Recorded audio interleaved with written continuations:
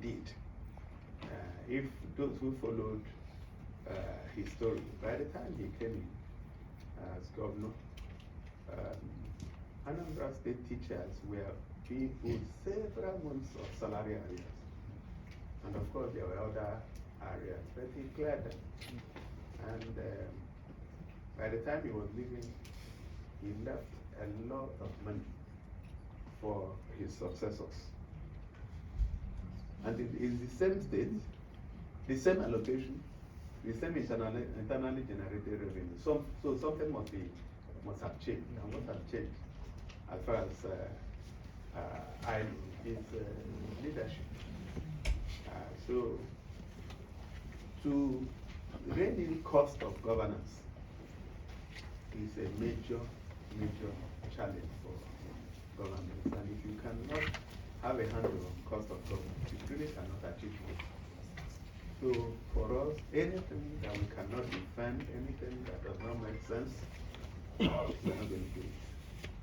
And it may be very difficult, given that you are dealing with all the local governments, or the parastatals, or the ministries, or the agencies, and all. But then there is nothing as important as managing your cost of governance. So if you have to spend a whole lot of time dealing with that, you must.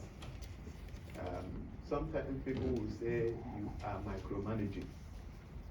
So be it. But you need to have a handle on how money is spent.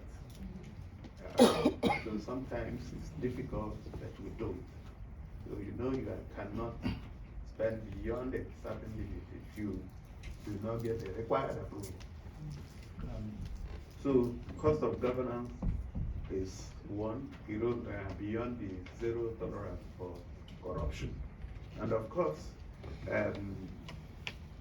also engagement, because again, you need people to understand why you are doing what you're doing. So if you do have a team, and the team is not singing from the same hymn, then the government would not work very well. So we spend a lot of time talking to each other, we spend a lot of time in retreats, we invite people who know better than us to come talk to us, and we learn. We are always open to learning.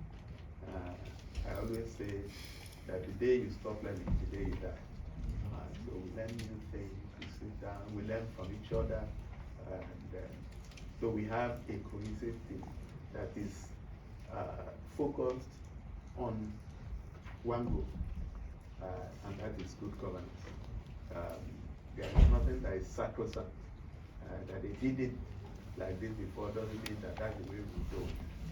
And there is a saying that if they've always done it like that, they've probably been doing it the wrong way. So we question everything, question even the question. So that's how we've done. And then we also engage with other arms of government, the judiciary, the legislature, because that's also an area that's so important. Otherwise, if you have different arms of government, sometimes I had somebody here ask questions about why the legislature is not controlling the executive hand. I don't think it's all about control. It's about understanding, it's about having a focus.